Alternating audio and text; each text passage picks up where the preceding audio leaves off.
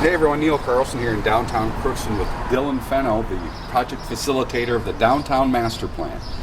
That was a big topic at last night's City Council meeting.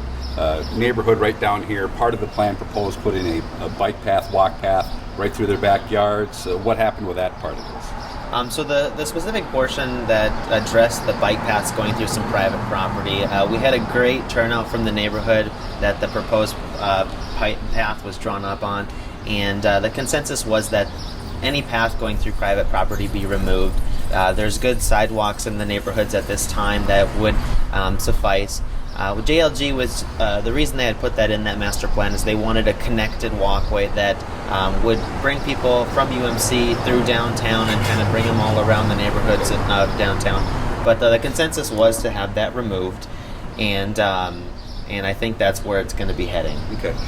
And also, can you kind of give folks a thumbnail sketch of this downtown master plan, what it includes and what will happen? The Downtown Master Plan is a framework for what we are going to be developing hopefully over the next 15 and 20 years in our downtown. A part of it had more of a historical emphasis. One portion of it was more about the greenway and how we can utilize the river and such. And then the other one was multi-family housing. And so how can we make sure that the neighborhoods that are right on the outstretches of our downtown feel included in the downtown community?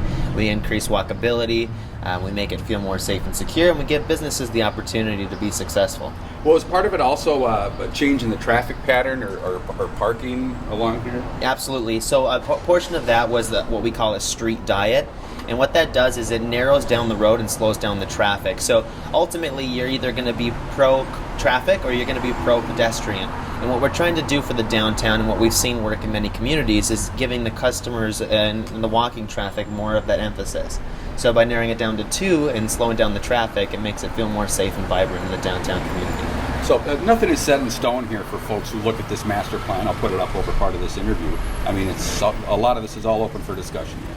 Yeah, absolutely. So what this was just, like I said, a framework and kind of making sure that we know the areas that have been identified for specific things.